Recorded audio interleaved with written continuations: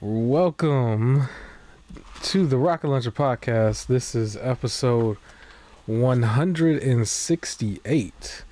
I am your host, Supreme King. Joined with me, as always, is my co-host, and his name is... This your guy Omezis. I actually, there. Funny enough, I thought we were gonna have a clean, goody two shoes show of just talking about some gaming, showcases, because a few of them just kind of jumped up. But apparently, there's some drama, surrounding two major companies. Obviously, PlayStation Friday and Xbox. PlayStation and Xbox has some major things going on.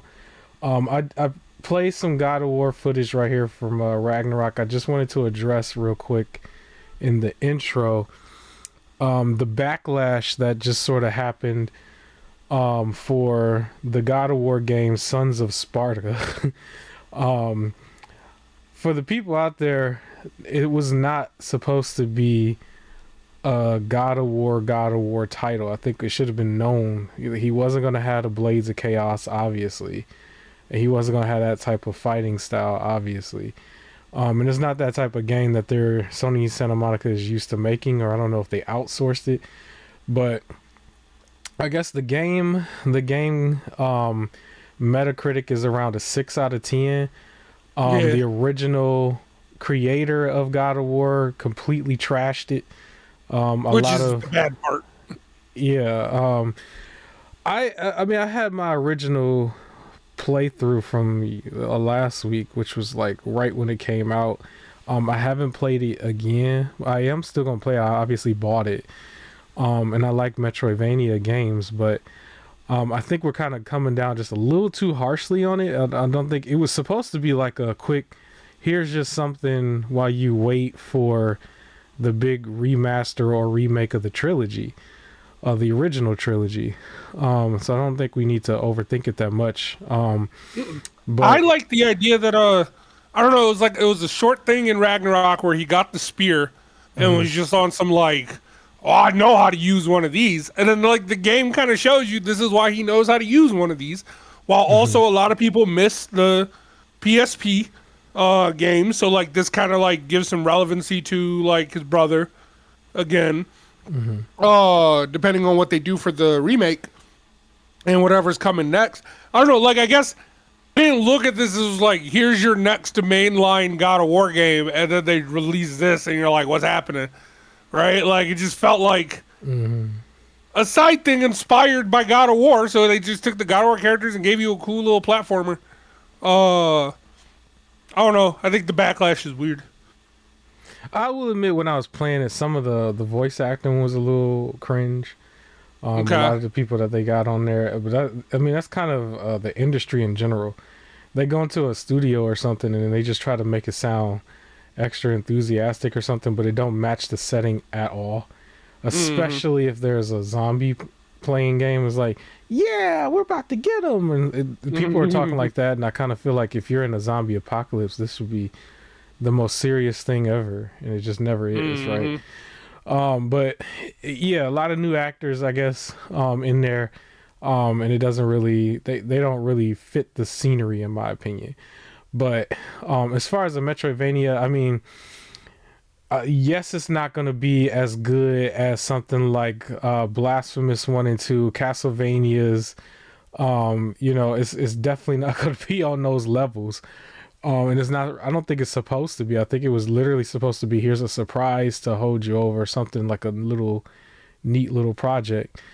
But if you really want God of War style-ish gameplay while having that perspective of a Metroidvania, there is like a little bit of a top-down 2.5D version that I've mentioned before. That was a game called the Mage Seeker,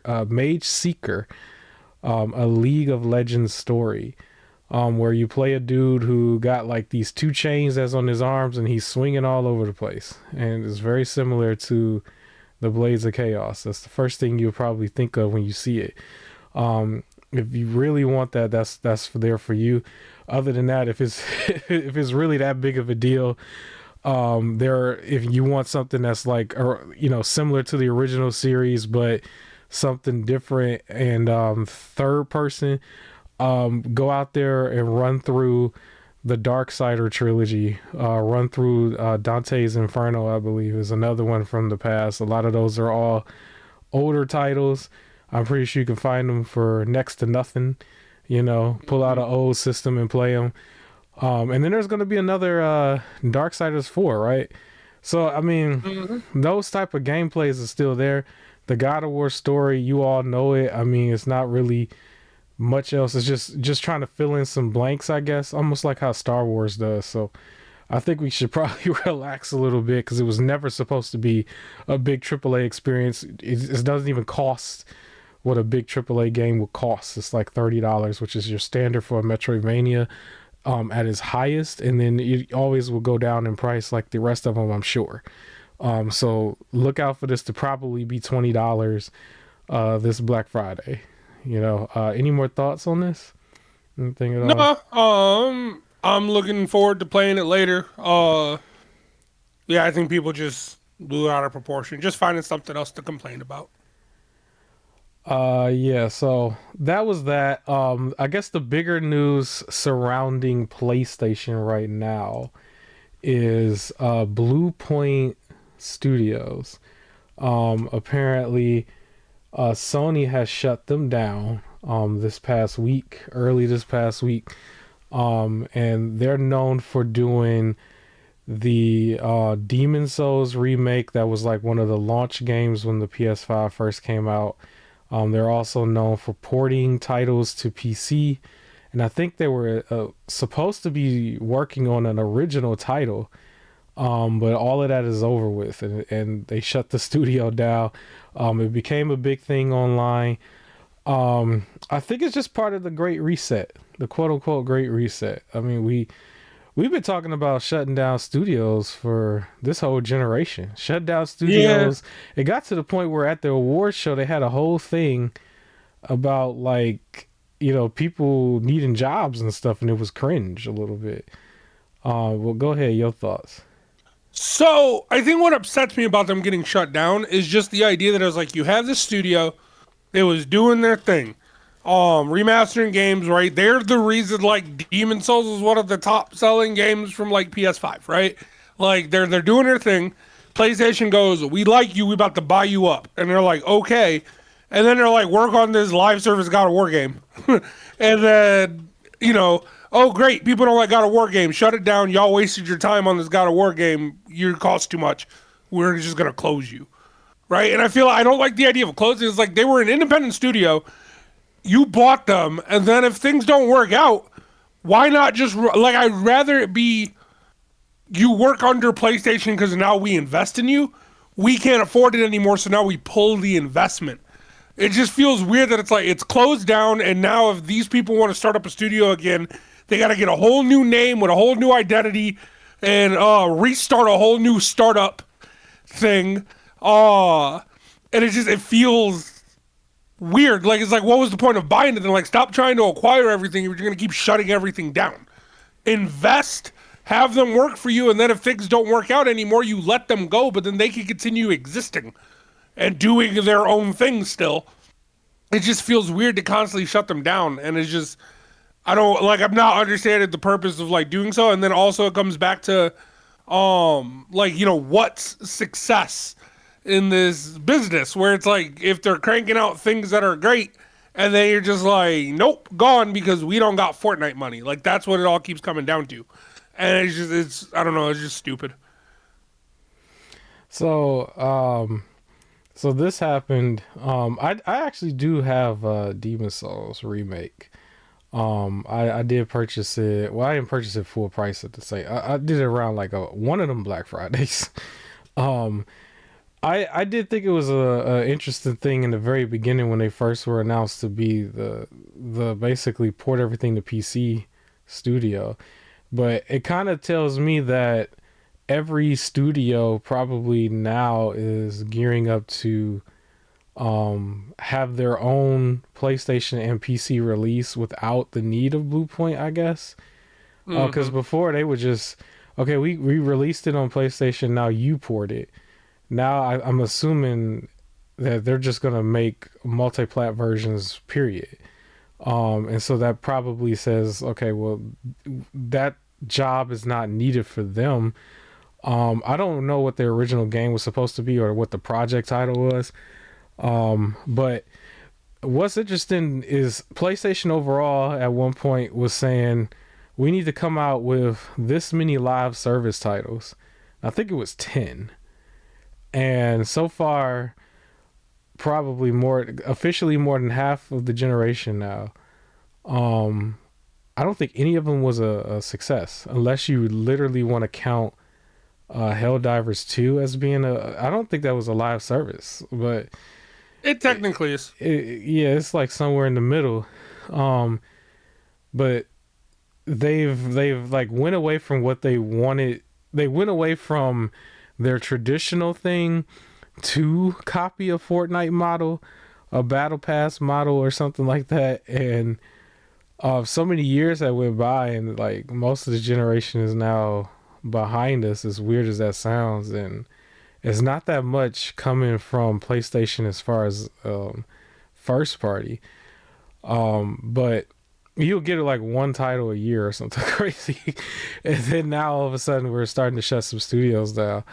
I wonder if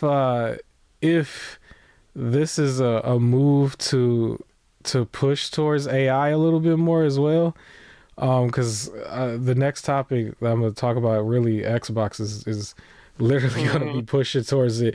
But it's just strange to me. It's strange to me because that wasn't the other one. I think it was a VR studio or somebody. I think Firebright or something. It was one of them that they had. It was like, here's a studio that's supposed to be VR2 studio, and they just stopped it. And it was like, it's just kind of silly. But at the end of the day, for me, I just think it's going back to what we consider the Great Reset that probably has to happen. This past Game Awards was a big eye opener when you look at a lot of the big exciting titles being these indie $20 and $30 titles. And some of these $20 and $30 titles have been so big that these bigger companies are losing interest. They're losing revenue. Unfortunately, they're losing, the employment for some of their people. But that's kind of what happens when the little guy is outshining the big guy. We'll start seeing this little stuff like this. Shout out to Hades. Shout out to Claire Obscura. Shout out to Hollow Knight. Right, like some of these titles really have shaken the industry up. And this is the result. So it is what it is. Any final thoughts on this, PlayStation? Oh no, you said it perfectly. I still look forward to what they still have stuff coming out. If you're a fan of the overall company, I think they still have some stuff. It's not the end of the world, and I do think I actually think it would be a very good thing if a handful of these guys do create their own studio and do their thing, because that's exactly what we saw with Claire. Like I said, it's not.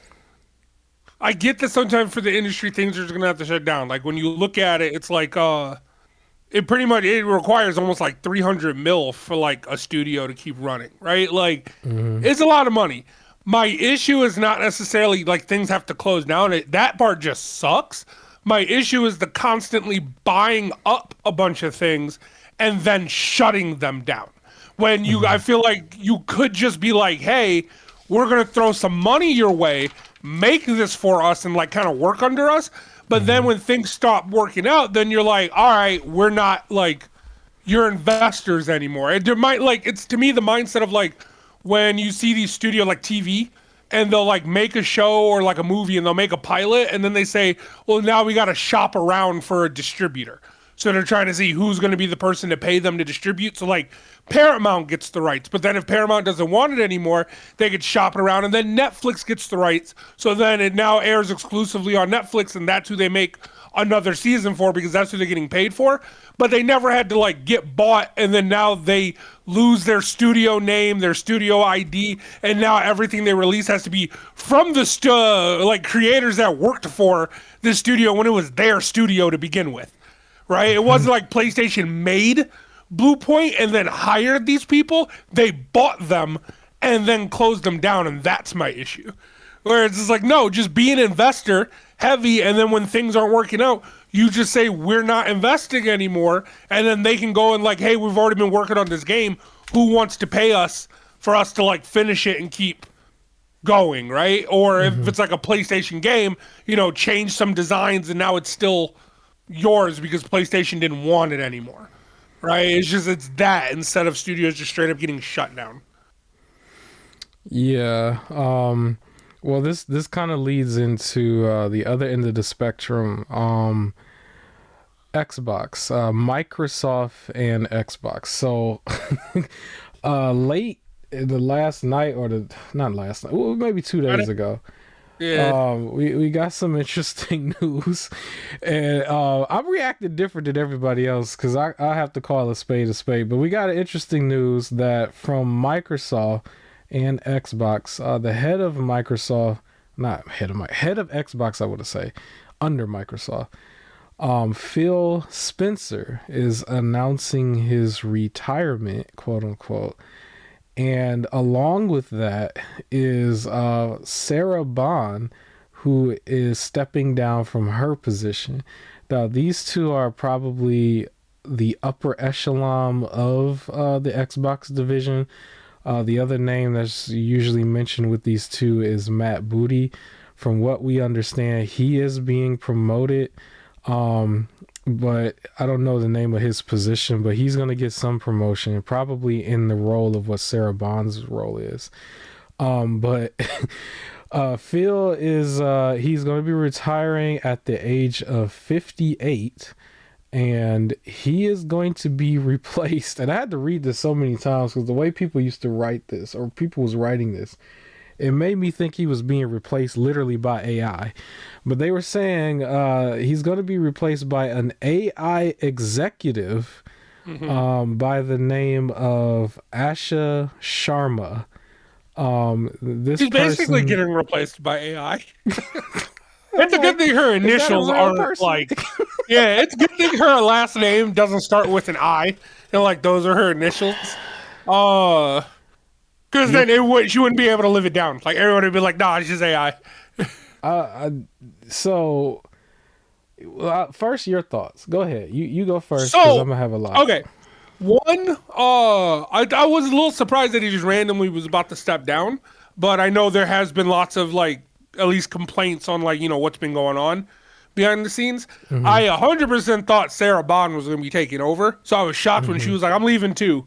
And I was just like, whoa, okay. Like that kind of caught me off guard. But then, I thought Matt would be now the person in charge. It seems like he's just getting a step up, but like not the person in charge.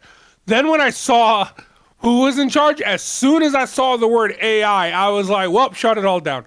Like, and then when I don't know if you saw her comment about it, like with taking over, but she even said that like, don't worry, pretty much we're not going to be some like just popping out AI shovelware and everything. Creativity comes from people, blah, blah, blah. And I was like, that's corporate speaking. I don't believe you. Like, prove it. But then on top of that, in my head, I was like, you didn't say there wouldn't be AI. You said, don't worry, we're not going to do shovelware. But I was like, but if you don't call it shovelware, then in your head, you're not doing shovelware. Like, that's where I think it's going to go. It's like, they're going to be AI stuff. And then she's going to go, no, it's legit. It's not shovelware. It's legit. And then she gets away with, like, going against what she just said.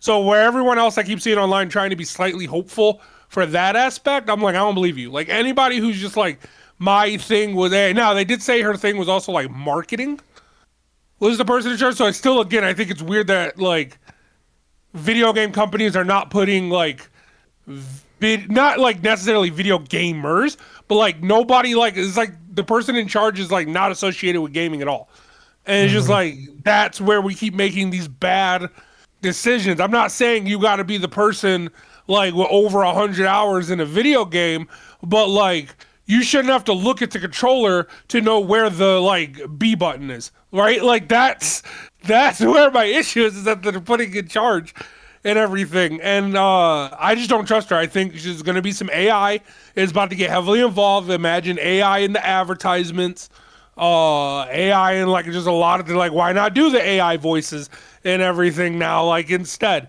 I'm hating this push towards AI. So every time I see AI, I instantly get like shut down.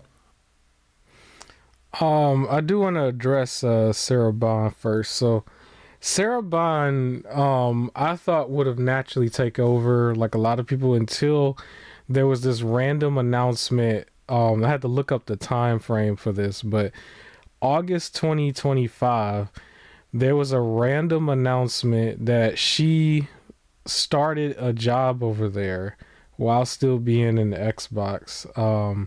A job where she is quote unquote independent director to the board of Tyson Food. And in my head, when I kept seeing that, the first thing I was thinking of was fried chicken. I was like, she joined a fried chicken company. But Tyson Food, everybody's familiar with Tyson, I'm sure, in your grocery stores. You go and get all your actual chicken, raw chicken, in packages and stuff. And I was just like, it was so random. I was just like, Tyson chicken. And that was this past August. And in my head, I was like, okay, she's planning an exit. That's a exit thing, which to me, like that makes me think that she really was trying to step down eventually. But I do still partially believe that her and Phil was fired. I honestly do. I believe it. Okay. But at the same time, you think it was one of those "we're not fired, we're stepping down" sort of every things? last one of them do it. Every last one, bro. It ain't no. I told you a personal story behind the scenes last week, of how even in my own company they're telling me that this one person quit when we all know you didn't. This is the same thing in every company. The only benefit of a doubt that I can give it is that like Jim Ryan was in his late 50s as well when he was supposedly retiring. It's just the timing of these things. It really tells the real story, because I don't believe you retiring and the other person stepping down at the same time. She's just too young to say she's retiring, and she's a public figure and she got to actually make money, where he probably can actually retire and not have another job. But I think that he's being forced into retirement basically because they did not get what they want, and they're blaming him and they're blaming her to an extent. That's what I think. That's just what I think. Now, I could be completely wrong. I could have been wrong with Jim Ryan as well. But I honestly feel like the same thing went with Bobby Robin, I think was her name, who was the head of Halo Studios at one point, when the Halo game, Halo Infinite, was not taken off and their reputation was like really starting to get shot over it. Then all of a sudden they said she stepped down because she had a family emergency. I was like, bro, are you serious? A family emergency, so she stepped down from her job completely? Yeah. Somebody who was there for like a whole bunch of years and was in all those documentaries and all that stuff. That's almost like, no, I don't believe it. I don't believe it. They didn't get the money that they want. It was already known that for Xbox especially, that they were saying they wanted to see a 30% profit on each and every game. This made no sense to me. It was like, well, you're literally putting it on a free service and you're making it multi-plat where it's scattered and everybody is not actually like wanting to play. They just want the idea that they're going to play the title on a platform that's not Xbox. They don't actually want to play. Like it was just a lot of this that was going on in the community for many, many years now. And it basically ended up where their brand was tarnished. And the brand was tarnished literally because they were trying to, scramble for money. All of this is just for money. If the money wasn't an issue, everything would have been fine. Because they had enough titles, they had enough going on at this point that if they had kept the pace and tunnel vision with their original plan with what the fans wanted, they would have been fine. But because they was doing all this other stuff, trying to get as much money as they thought they can get in the shortest amount of time, Well, congratulations, you just turned into Ubisoft. You just turned into like any other like actual third party company where your game just sits there until it goes on sale and don't nobody actually go and get it right away. Because at the same time, the quality wasn't really getting that much better. These were still titles that still came out buggy and broken, you know, or just missing content. That it is what it is. The Tyson chicken thing was, I think, kind of just got like overlooked over time. But yeah, Sarah Bond, I don't know how old she is, but she's not 58. So she's going to keep working somewhere. Phil Spencer is going into retirement. I don't believe that is voluntary. I believe this is involuntary retirement. And it's the same no matter what. Whoever goes into these roles, the AI chick is next. You got to produce. They want you to produce, apparently. I've already seen reports of people hounding her, trying to get her to make Xbox games exclusive again. I've seen that. Like, the girl not even in the role yet. Not in the role yet, but she did also mention something about basically putting importance back in the console. I guess. So there might be a move to go back for exclusive. We'll see. Again, I don't trust her. A lot of what she said to me just sounds like corporate speak, of like random stuff. But it does, like, it seems like they're on some like, we need to make money from being like a console thing again. Well, but we'll see. The problem is she has to make the same arguments with upper Microsoft executives that Phil Spencer had to do. Phil Spencer was not the person who wrote the $68 million check for this game right here, which is Call of Duty.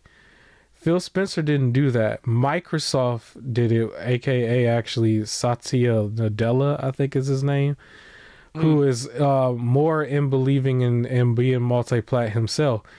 But I think he plays the role of Bill Gates right now while Bill Gates is doing what Bill Gates is doing, which is a whole nother thing.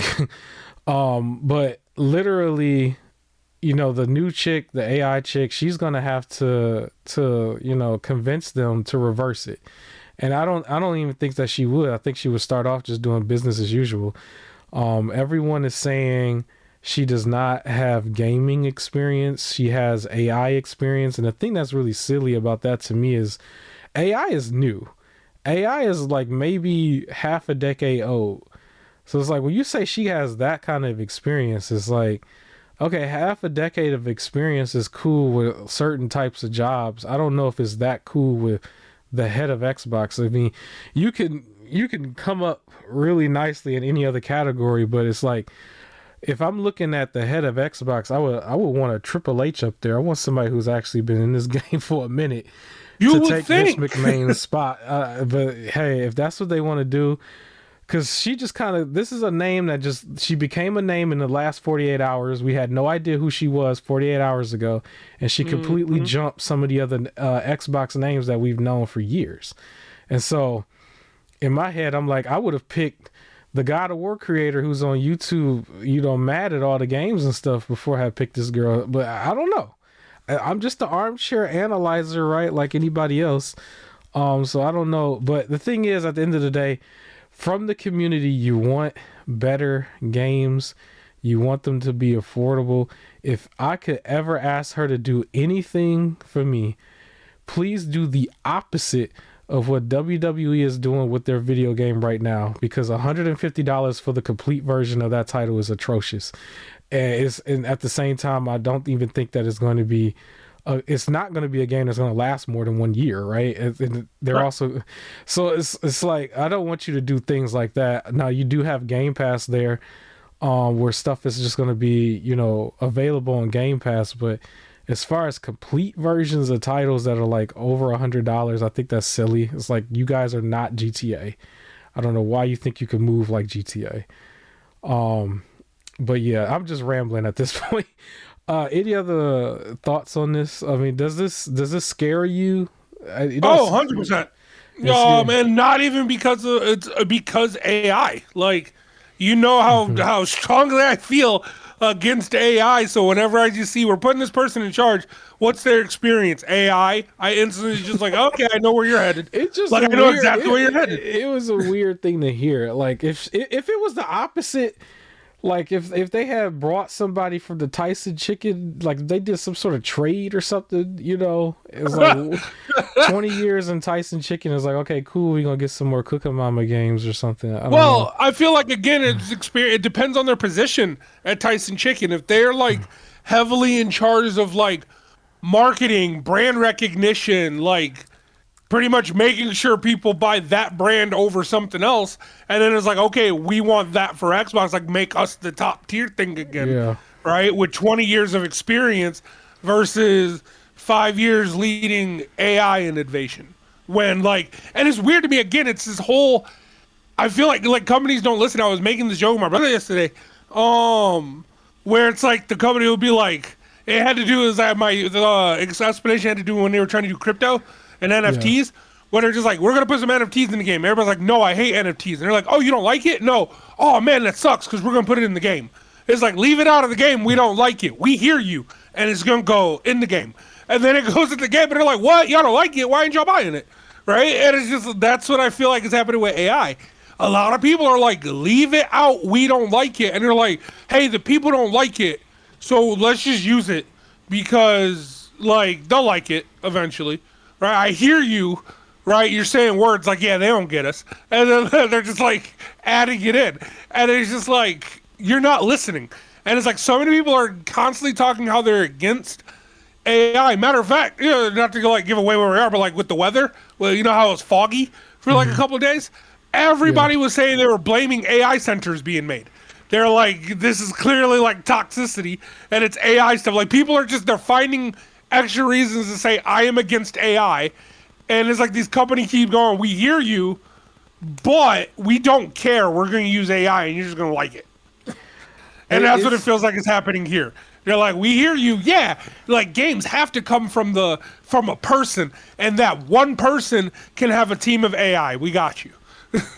It's a cheap way for them to get their content out in a timely manner, and it don't really matter what the quality is. They just want to get something done, I guess. I saw a YouTube commercial, like one of the little ads, and it pissed me off. It was about some like computer liquidation or like tech liquidation place. And the whole ad was AI. They had AI people going like, I use this place all the time to get my stuff on a deal. And they were clearly AI. And it's just like, you ain't got a real customer that would have just recorded for you? Like, that lets me know you fake. And that's what's happening here. It's crazy. Yeah. So the only other thing I really need to say is I really do not believe that this was a regular move. I don't believe it. But at the same time, I think for just a couple of minutes we could probably explore what the big reasons was for this to happen. Because I think first of all, they were all over the place. They pushed the Game Pass at one point, and then they jumped from Game Pass to, just play it anywhere. Yep. Just play it anywhere, and everything is an Xbox. And so at one point, everybody was actually running with it, like, okay, everything is an Xbox. But also on that point, it wasn't even. It even moved away from play it anywhere on Game Pass to just play it anywhere. Like when they were talking about, like when everyone was already like hypothesizing that games are going to be coming over to PlayStation, I thought it was going to be like a PC thing where you had to buy some weird like Xbox Game Pass subscription on your PC to access some games like that, where it's like you get a select few games, but you have a small subscription thing to pay on PlayStation, and then you have the PC Game Pass, and then you have the Xbox Game Pass. Like, that's what I thought, honestly, was going to happen. It was going to be, like, cheaper, but, like, you got Halo and Gears of War, and, like, that's it. I didn't expect it to just be like, yeah, we're just dropping the game. Like, it just really moved away from play anywhere with Game Pass to just play anywhere. Yeah, but even when a game wins an award like Hi-Fi Rush and was actually successful for what it was, it just seemed like it was not good enough for some upper management, which probably was bigger than Phil Spencer, somebody high up who's far detached from gaming was just looking at some sort of profit, and they weren't getting the profit, and then that was just the end of it, and it was just. And you already know what they're comparing. They go, well, you released this, and that one Epic thing released Fortnite. Why aren't you getting that? Like, again, it's the people in charge. That's all they're saying is that's what they're comparing it to. Why aren't you getting that? Yeah, so stupid, really stupid. But yeah, it is what it is. I don't believe it, but we'll see, and we'll report back when she, start making some decisions. If she says she wants console exclusives, well, let's just see it. Let's just see it. The last thing I want to say is I wonder what's going to happen with this Xbox PC hybrid machine that's supposed to come in a couple years. Because that was the whole point of it, was to be some sort of hybrid. So yeah, we'll see, but we can move forward. Can I jump in for a topic? Sure. Because I think it'll fit here. So we talked about Sony messing up. We talked about Microsoft messing up. But we can't let Nintendo get off the hook as well. So Let me throw it real quick. It's not like the worst thing in the world, but they're releasing Pokemon Fire Red and Leaf Green on the Switch and Switch 2. Coming out later this week. Yeah, go ahead. Yeah, here's the thing though. They cost $20 each. Yeah. And I feel like Fire Red and Leaf Green are kind of like some of the those generations are probably some of the most emulated games, and I don't see that being different now that I feel like if they dropped it at 10, there's a good chunk of people who would have went ahead and bought it. Hearing 20 is like, nope. 10 would have been that, 15 would have been like, y'all are pushing it, but there's gonna be somebody who's a good chunk that still buy it. I think 20 is a bad choice, and I think there's gonna be a lot of people who are interested in this that would have went, I already got it, on emulation, I'm good, mine's free. Yeah, so I'm glad you went there. So yeah, that was the next topic. I was waiting for the Nintendo footage to show. I don't have Pokemon footage, unfortunately, but this would be close enough to give some context. Apparently, Pokemon's 30-year anniversary will be February 27th, 2026, I believe. Pokemon Day. And they release this information about this a little early because I believe someone accidentally leaked it or something. And so yes, Fire Red and Leaf Green are going to be coming to the Switch. They are $19.99 a piece. These are remasters of the original Red and Green. That was from the Game Boy Color time frame, but this was also on the Game Boy Advance. Yes, the most perfectly emulated console at this point, where you can do it on every device, your phone. I've already have these games technically on a few different devices. Shout out to the Mayu Mini. Shout out to the Ambernick RG 40V, I believe was the name of it. Right, 40V XX, something like that. Yeah, which are more Game Boy inspired devices, and I have the full library on those devices from start to finish, which includes these two titles. It would have been something I could have considered if there was one key thing that they just did not do, and I was kind of ashamed of. Which is co-op. They put the local co-op and had the description. Oh, you don't need the little Game Boy cable anymore, but it's still local co-op where you have to be under the same Wi-Fi, basically in the same home kind of thing. They should have had it where they reworked it, where it was online co-op. So everybody could start fresh, build up a team real quick, and then you could play each other online while you're, where you're at. Because clearly, I've been saying this for a while with the newer Switch Pokemon games. It's where's the online battling? That's the biggest thing. I don't know why it's not there. Go ahead. Guess I gave them too much the benefit of the doubt because I thought it would be. I know on the latest ones there kind of is. You can connect online and then run around and just play people. because they have the whole team ups to do the dens, and I think you could battle each other as well. In my head, I assumed when they were putting on a Switch that was a guarantee, but it does not surprise me that it's not. Yeah, so it's not. Another thing that really stood out to me is that they mentioned that it's multiple languages, but you have to buy the game over per language. What? Technically, I could have sworn you could have just changed the language in the old ones. No, you buy it over. So they have it set up where on the website you click on the language, and that's a different game. Technically, it's a different game. So, people don't know this. Technically, my second language is Spanish. I'm nowhere near fluent. But let's say I wanted to play the game in Spanish. Well, I have to buy the Spanish version. Now, maybe some hardcore elitist who's going to definitely come up with an excuse to defend this would say, well, play FireRed in English, play LeafGreen in Spanish. No. I guess if that's how you want to go with it. But we already know, yes, Pokemon is known for bringing the game out in pairs, and, one or a few handful of Pokemon is in one game, a handful of them is in another game for the newer ones.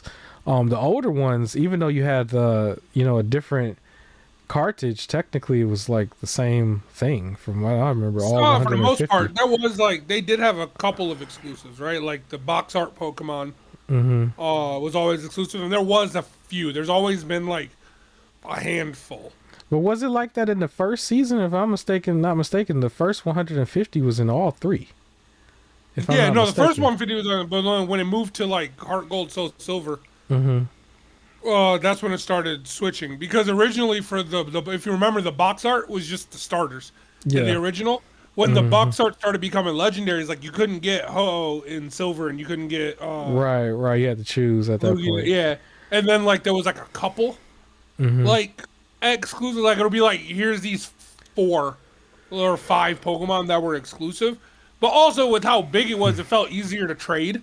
There was always a reason, like, well, me and my bro getting one. Not that it helps for, like, the kids that's, like, not doing this with other friends.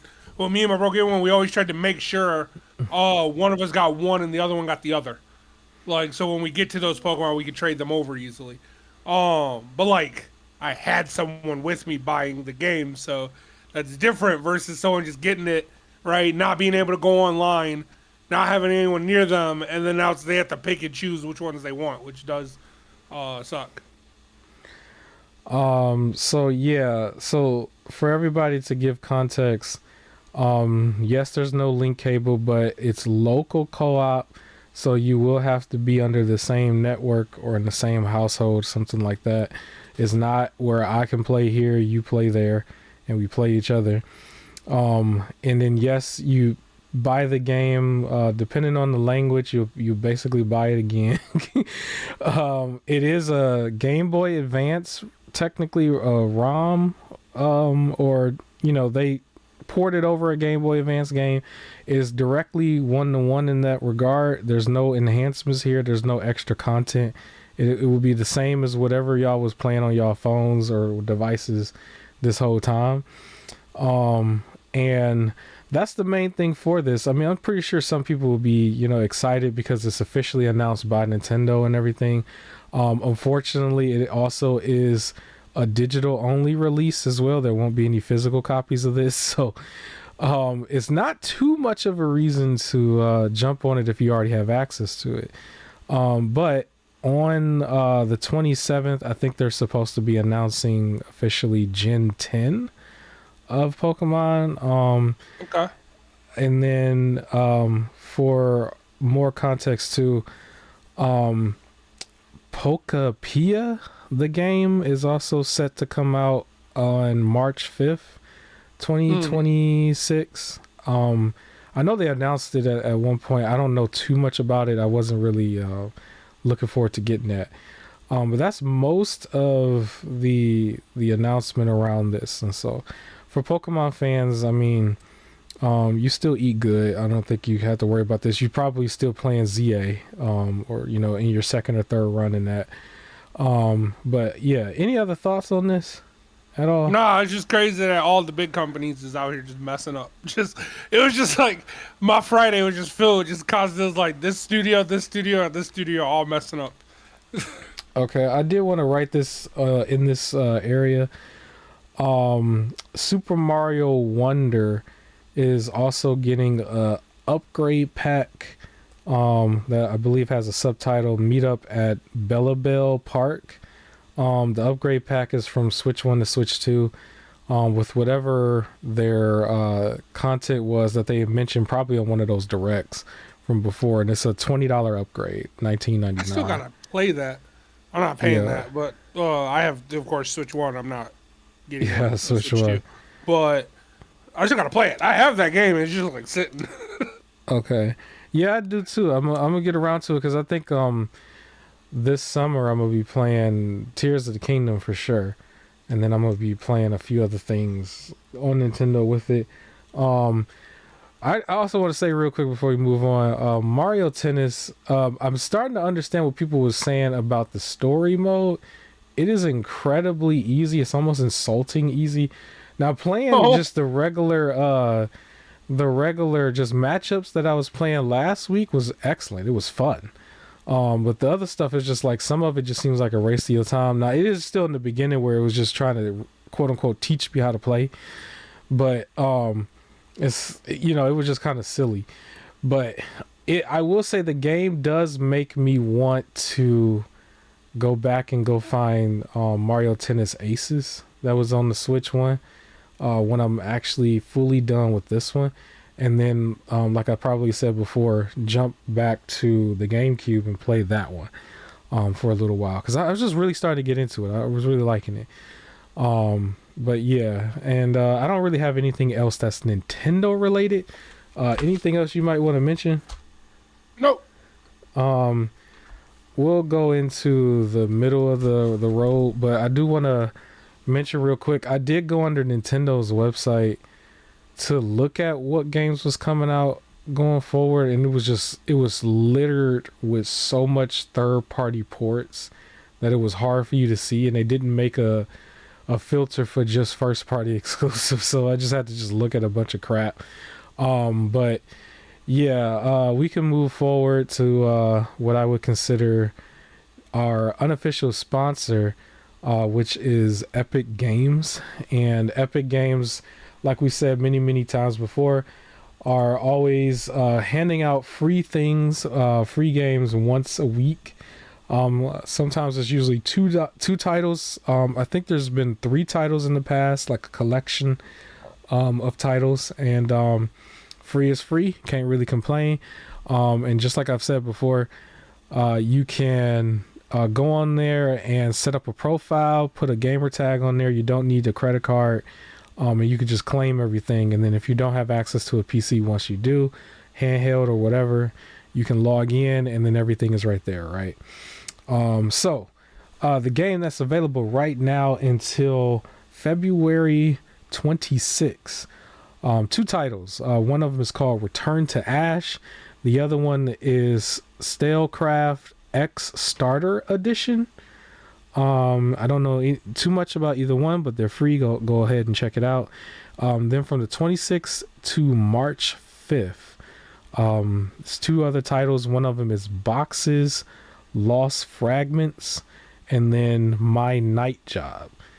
The My Night Job, I think the picture that I saw looked like it had some zombies in it, so I don't know, maybe somebody you take up a night job, try to get some extra money, and some zombies show up. It's like, man, that sucks to be you, right? But all of that is free. You can go check all of that out. I don't really have too much to say on sales, but I do want to mention one title that I did buy that I bought under Epic that's available right now or the sale is available until the 24th. So by the time this goes out, you'll have like maybe a couple days to jump on this. But it's the game called Super Meat Boy, which is the 2D version of a platformer that was kind of challenging. The game was something that I wasn't really considering before, but then when they announced the new 3D version, I was like, okay, I do want to play that. maybe I should play this, and I remember putting it on the wish list.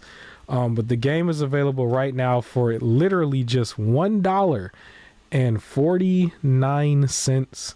I think with the tax and everything, it was like $1.57 or something like that. Really cheap, dirt cheap. It was marked down like more than 90% or something on their website.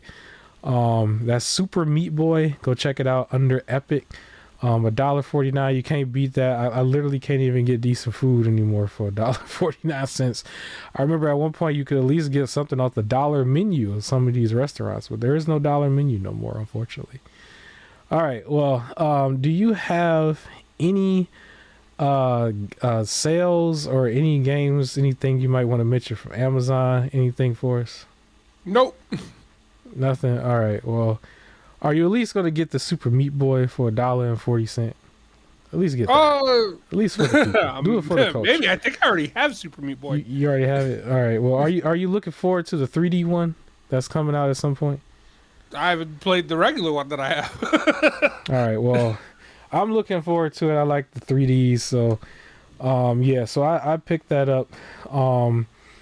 Yeah. And now we can move on to the innocent part of the show, where we just talk wholesome about some video games and stuff.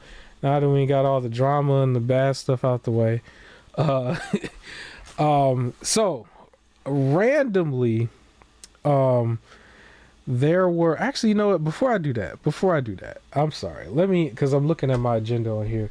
Real quick, tell me, or at least tell the people about Power Rangers Dino Thunder going into Fortnite.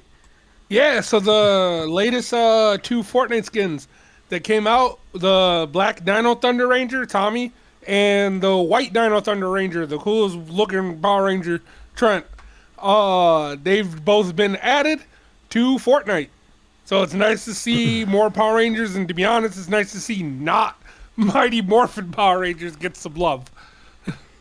Yeah, I actually I saw it. I thought it was pretty cool that they're adding them. I wouldn't be surprised if they just kind of run through it, because Fortnite at this point, they got so many skins, it don't make no sense. I might end up in it at some point, hopefully. But there's one Ranger that I'm surprised has not made it to Fortnite yet, and that's the SPD Red Ranger, because he is known as like the one with the blicky. Like he's the gun shooting Red Ranger that's in all the little memes about like that first scene where he fought like solo and like pretty much shot everything up, and it's a game where it's a shooter. So I'm really surprised he's not in it yet. I think it won't be too long at this point. It's only a matter of time, because they're just going through everybody at this point. So yeah, I think he'll be there eventually. But I do want to take this little small portion of time to like literally trash the Playmate version of the Power Ranger content. I don't know if anybody has been following or if they care. Not a lot of people care, but that's okay. But they are making the announcements to move forward to season 2 of their action figures and Megazords. And the Megazord, Thunder Megazord, is one of my favorites, all-time favorites. I'm literally waiting for the Fire Pro, or what is it called, Flame Toys version, to finally go out there in the pre-order, and then the bootlegs and stuff get out there so I can get my hands on one of those, because I think that one looks phenomenal.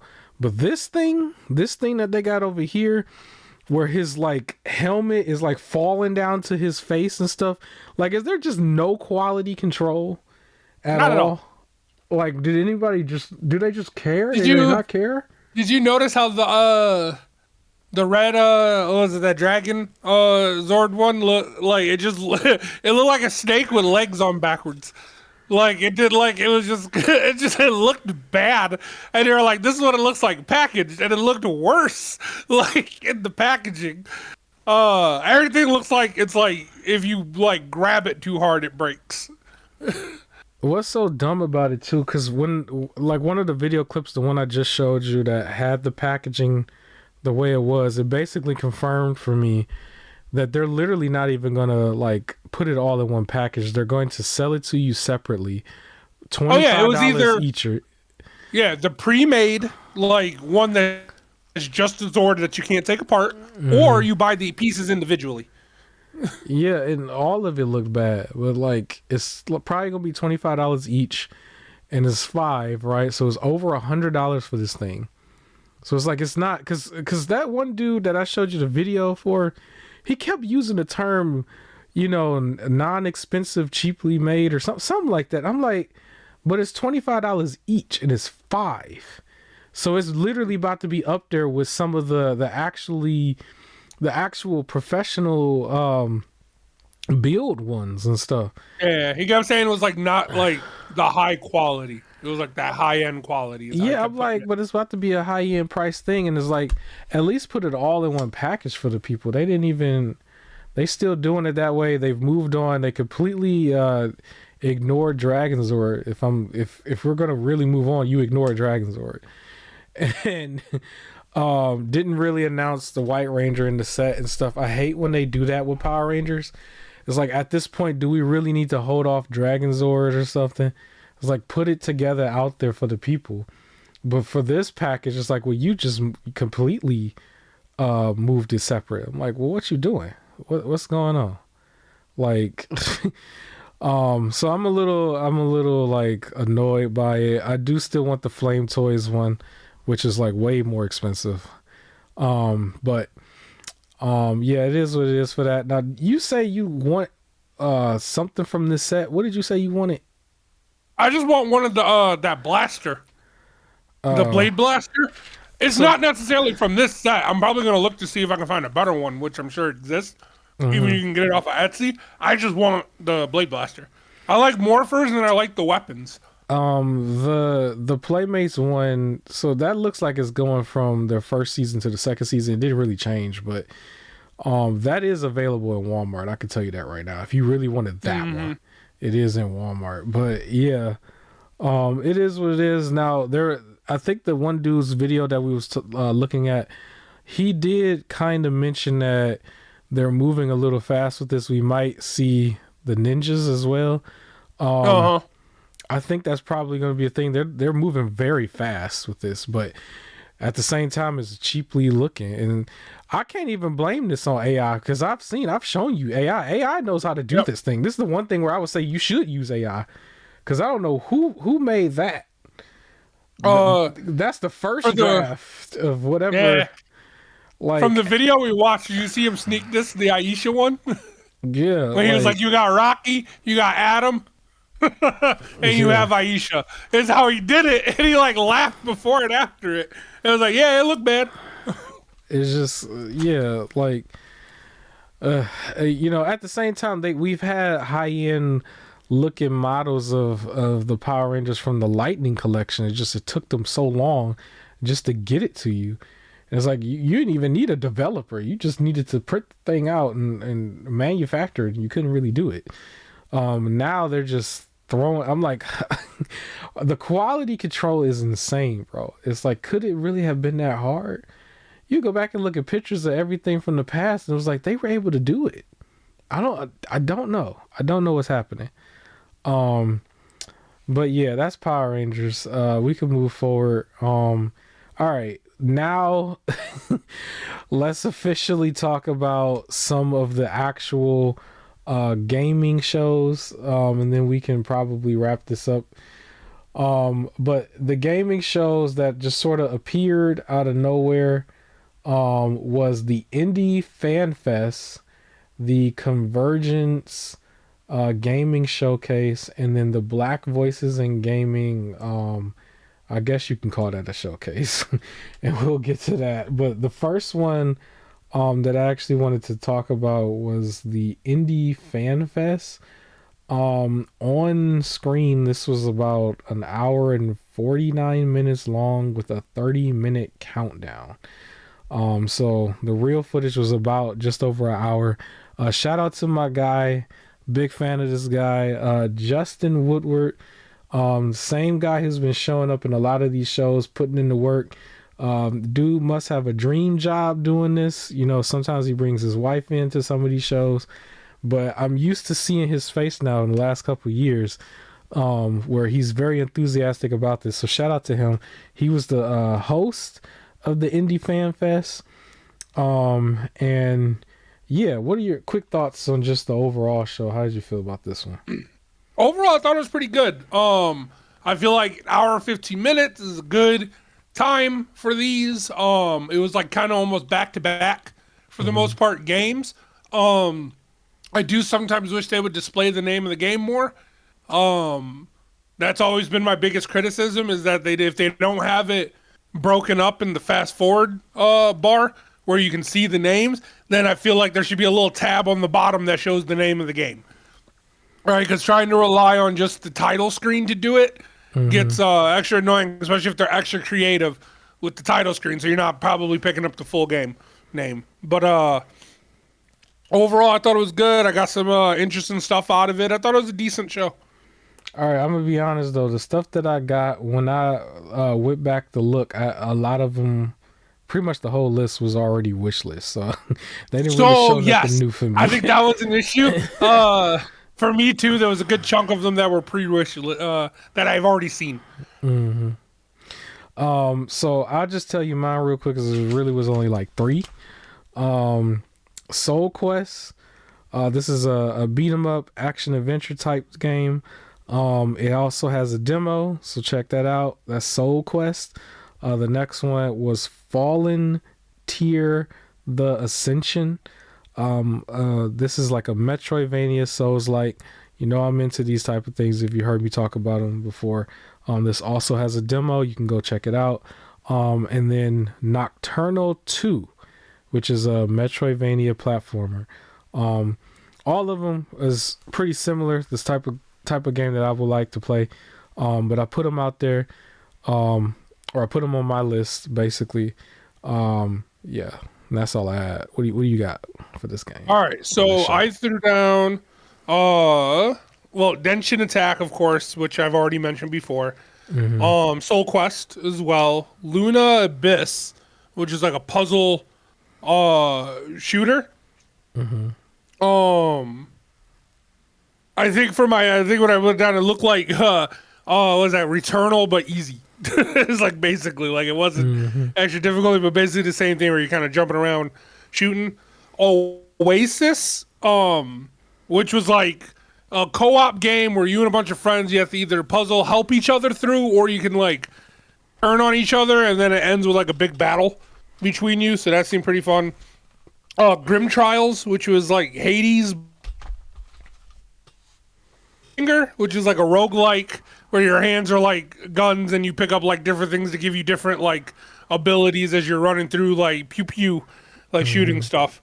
And then of course I wrote down again, it was one that I've already had before, Mexican Ninja, which I'm gonna be honest, for some reason though, the gameplay that they showed for this made it look worse than before for Mexican Ninja. So it kind of like made me go, look at this footage real quick. Look at this dude not even actually try. You saw that? That's the story mode. He didn't even try to swing. So I was gonna say this when you mentioned it with the story mode being easy, was not that it excuses it, but are you sure maybe the story mode was to teach the mechanics of playing the game? It might be. Versus like being a real story mode. Like it's one of those, you do the story mode first, you pick up on all the mechanics, and then you go actually play.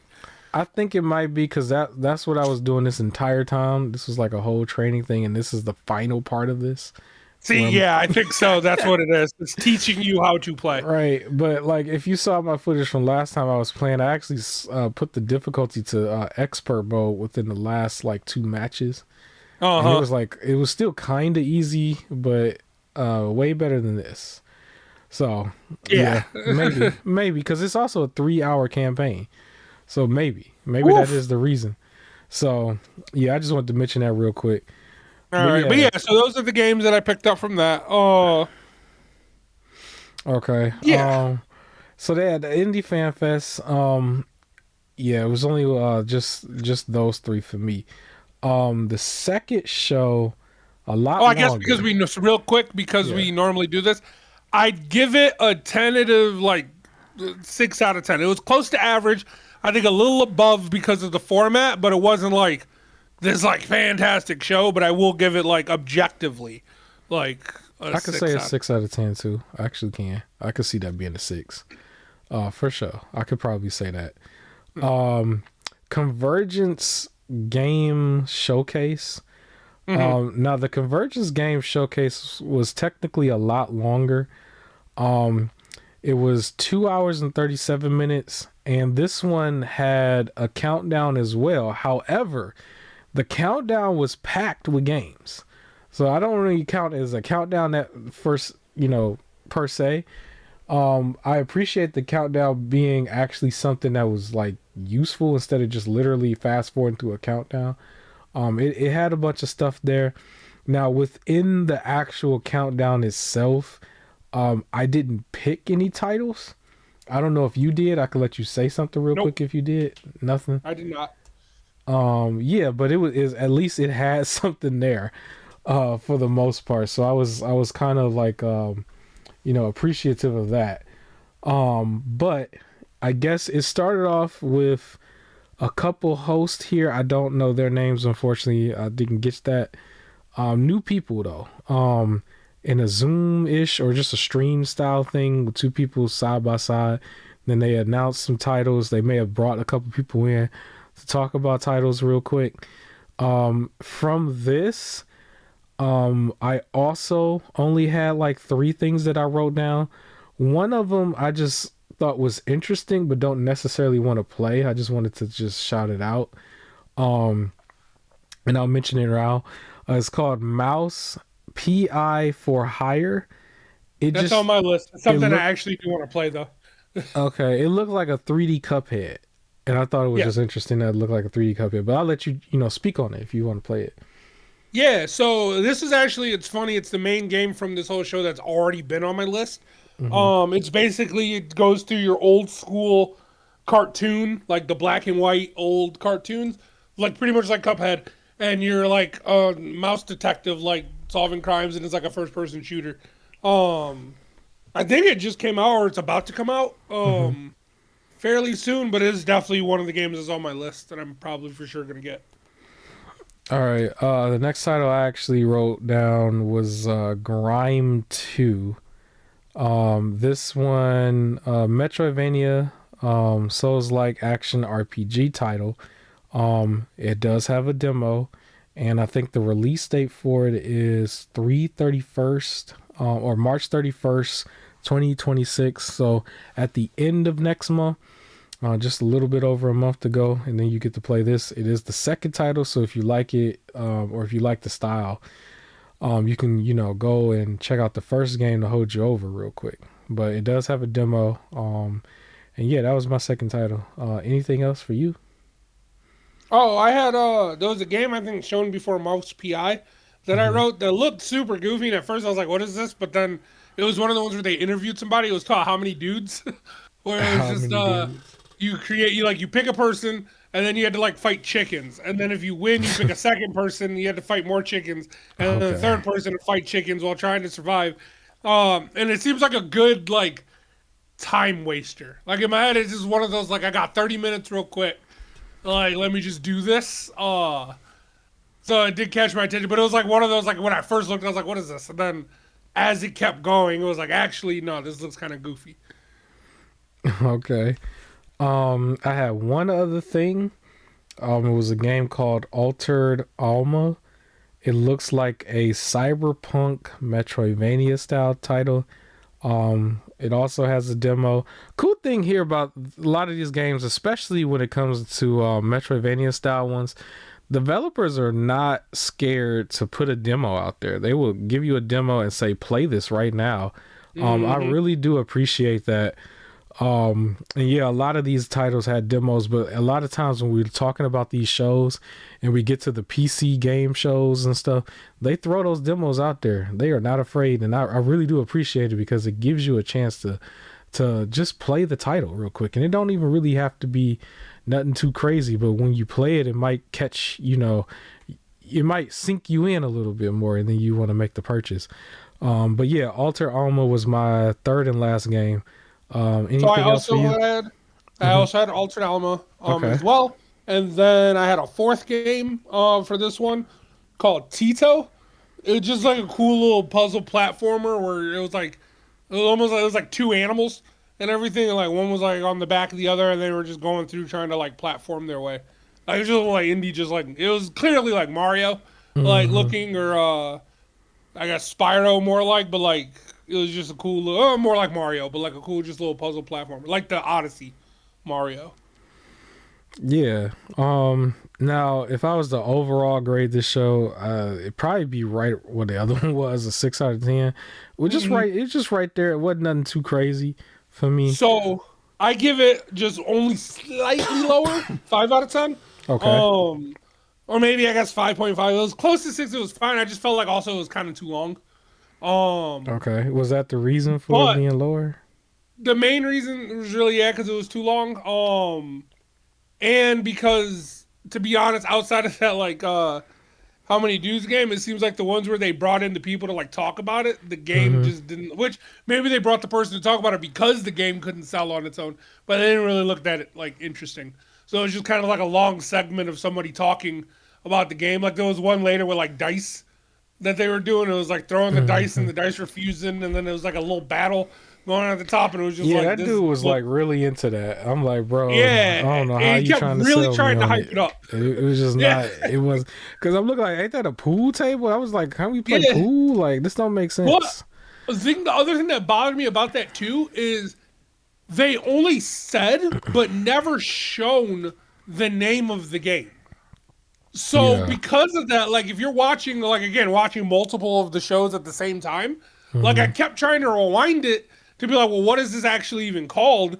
And just couldn't. Like they were just like, yeah, and the dice throw. I don't know if it's called dice throw. It didn't seem like it, but it was just like, what is this called? And they just never said it. It was like, yeah, you can wish list it now if you're into rolling dice. And it was just like, you didn't tell me what it's called. Like, I don't know how to. Like, if somebody wanted to wish list it, how, like, do now they're gonna have to go Google, like, Convergence game show dice game to, like, figure out the name of it because you never showed it once, like, on the screen. So that was an issue there. Also, this wasn't bad, but Hmm. I noticed it in the comments last minute. Right after that game, the stream froze on their last sentence. When they Uh. like it just froze for a while, and then it come back. It was like, "Thank you all for playing," like that super fast Mm. thing that it does when it tries to catch up. And a bunch of people in the comments was out here saying "L stream," and I hope they fix it. Like later, and it was like, bro, it was the last sentence. Like there was no other issues up until that final sentence. Oh, they also had an extended interview with that weird thing that VR tubers do, where it was those two like little anime girls Yeah, that was and cringe talking. to I me. always think that's just I'm not weird into and that. cringe. Yeah, No, this is because everyone's so just like they're I'm just young not and this is into it. weird and Yeah, be I an don't mess adult. with that. Like if you still want to like hide who you are because you want to do the anime thing, like it's weird. But be an adult. Like it's just it's cringe. Like it's gross. But yeah, that's where it loses some points there. Okay, yeah. But very lightly. Like I said, it's like 5.5 out of like it's not much worse than the other one. Yeah. Well, it is what it is. At least it was only 3 shows. I know my co-host wished it was like 8, but it was only 3. Now the third show was the Black Voices in Gaming. This one was, I want to say, more of an interview, talk to people type thing than it is an actual show. And it's not the first time they've done that.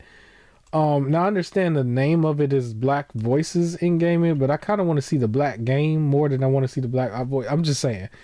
I'm probably canceled for saying that maybe, but they show the people more than they show the games on this.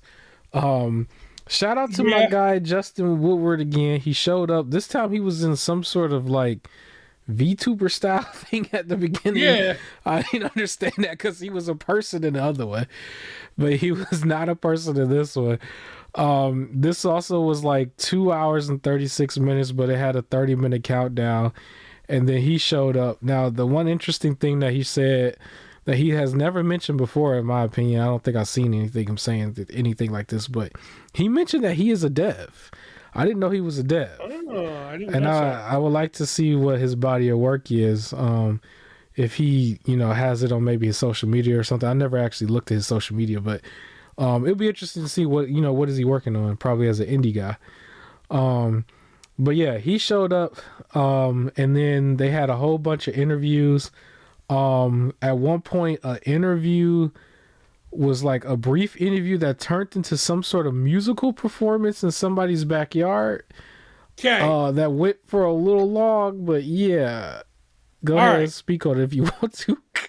This is one of the things that tanked the show for me because for one, it was so like for one the show itself was to me too long. You know, I'm always like when you start passing that hour and a half mark, I'm just like Mm-hmm.